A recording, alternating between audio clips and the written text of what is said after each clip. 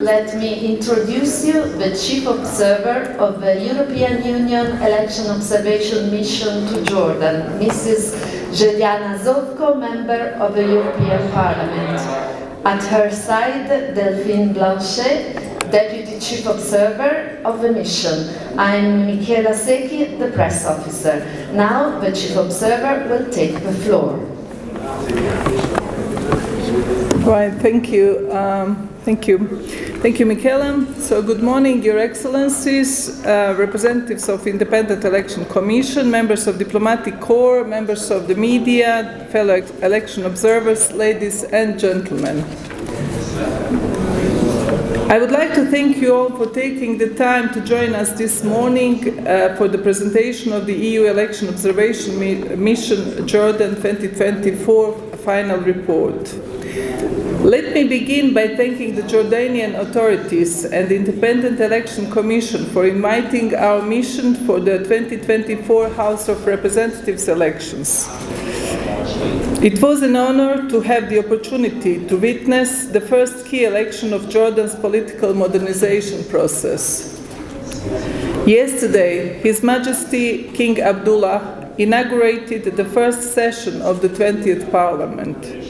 The day before, I had the privilege to be received by His Majesty in the company of His Royal Highness Crown Prince Hussein and to hear his commitment to continue the political modernization process despite the regional conflicts and challenges. I also had the honor to present the EU Election Observation Mission final report and our recommendations to the Independent Election Commission and the Ministry of Foreign Affairs. As I said in the beginning, following an invitation from the Independent Election Commission, the mission arrived in Jordan on the 20th of July and departed on 29th September.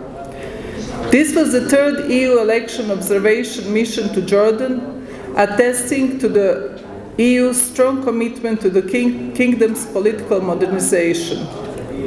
We issued a preliminary statement on 12th September 2024. For the 10th September election day, more than 120 observers from 27 EU member states, as well as Canada, Norway, and Switzerland, participated along with delegation of the European Parliament.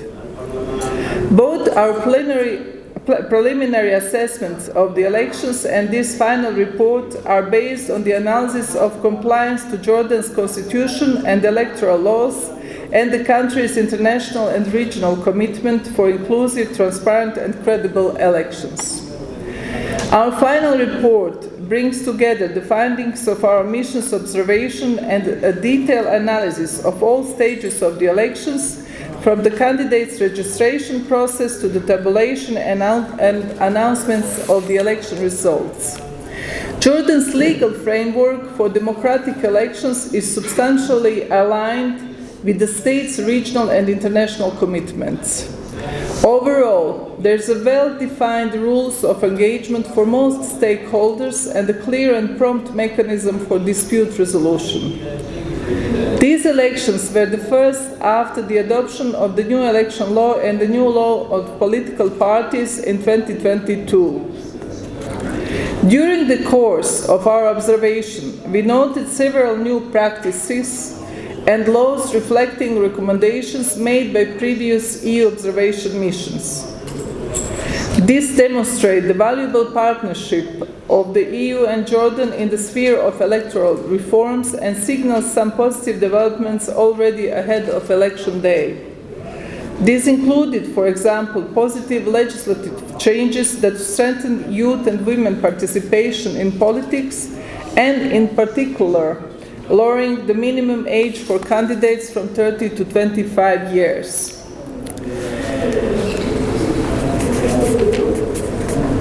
I am pleased to report that the IEC demonstrated an unprecedented level of openness to the EU election observation mission. Based on our findings, the IEC conducted the elections efficiently and in line with legal deadlines, with an inclusive and well-managed process for voter and candidate registration.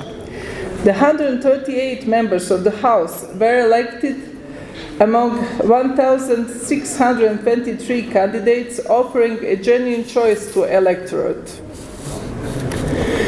Most candidates met by the EU Election Observation Mission expressed satisfaction with access to election administration and confidence in its impartiality. Training of temporary staff was observed to be of high quality. The introduction of new election technology was well prepared and allowed fast access to detailed election results. The mission welcomes the success of the gender quota and hopes this progress will continue to evolve over the coming years. Also, our mission appreciated the overall climate of openness and general absence of electoral violence. At the same time, our report identifies several aspects of the elections which could benefit from further clarity and improvement. In an effort to further build on our positive assessment, our report also presents 18 recommendations for possible enhancement to further electoral processes. Among these, we have identified 7 as priority recommendations. I will now highlight our findings underpinning each of these 7 priority recommendations as follows. Despite a comprehensive voter education program conducted by the IC, most EU election observation mission interlocutors expressed concern about the low level of knowledge and information among voters. According to EU observers, information for voters was hardly visible on the ground at local level. For this reason, we emphasize the need for the IEC to reinforce its voter education efforts. The Voter Education Department with the IEC could develop long-term programs, and District Election Committee could conduct voter information activities prior to elections. Our report concludes that there are gaps in campaign regulations. For example, there is ambiguity regarding campaigning on election day, especially in media and social media and in and around polling centers. Despite efforts by the IEC and other agencies, many violations went unaddressed. We therefore encourage to develop effective mechanisms to consistently implement campaign regulations, including on campaign activities inside and outside the perimeter of polling centers, campaign moratorium before and on election day. Campaign finance rules were widely disregarded.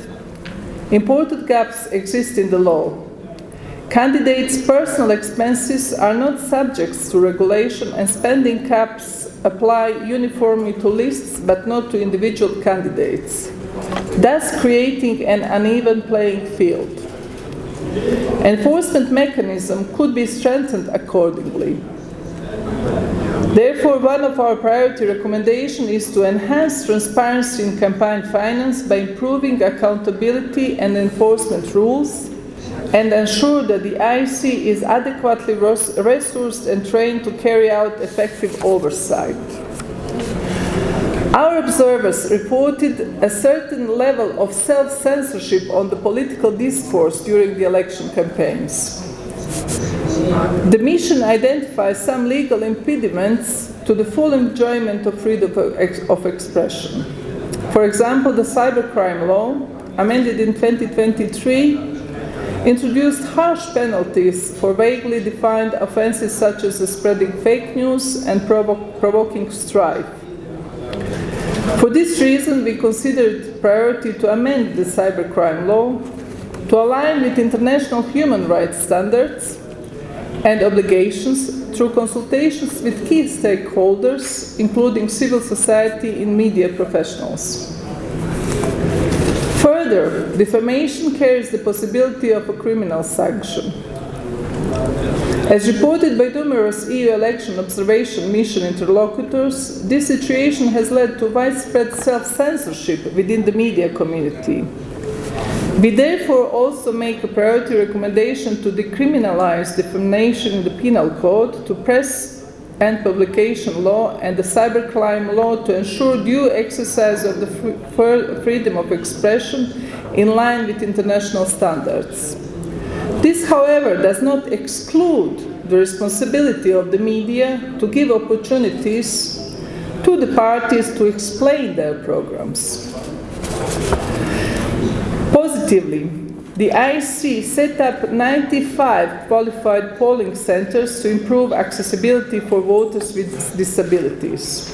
In regular polling centers, only 55% of the observed polling stations were accessible.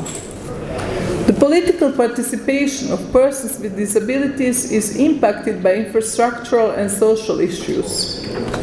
In light of these findings, a further priority recommendations suggests to improve access and opportunity to vote for persons with disability by ensuring independent access to polling stations and establish legal provisions for reasonable accommodation in cases where access is insufficient. Positively, the IEC conducted an inclusive accreditation process. Domestic observers did not report any obstacles to their work. The IEC accredited 20 domestic observers, organizations with over 5,000 individual observers, enhancing the transparency of the process. These good practices of the IEC could be underpinned with legal guarantees by incorporating in the election law the rights of observers to an unhindered access to the entire electoral process. This concludes the summary of our findings and our priority recommendations. The remaining 11 of the total 18 recommendations address other aspects of regulation and implementation mechanism relating to election administration, campaign finance, media and social media, and the representation and voting of persons with disabilities. I would like to stress that we offer this recommendation for consideration in the spirit of support and cooperation. It is entirely up to Jordanian authorities to decide what to do with them. Still, we present this final report with a strong hope that our findings and our recommendations can contribute to enhanced transparency and inclusion in the election process in the future. There's always room for improvement in any country. On Thursday this week, the mission will hold roundtable meetings with election administration, civil society and media stakeholders to further discuss our recommendation and possible actions to support implementation.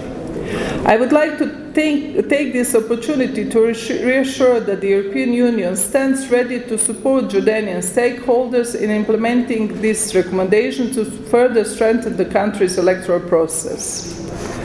Ladies and gentlemen, on behalf of everyone in the European Union Election Observation Mission, I reiterate our thanks to the Independent Election Commission for invitation to observe these elections. Let me again extend my gratitude to the people of Jordan and the authorities for their welcome and cooperation. And also on a personal basis, I would like to thank our ambassador, EU ambassador here, for all the help and support that him and his team has given us. Thank you.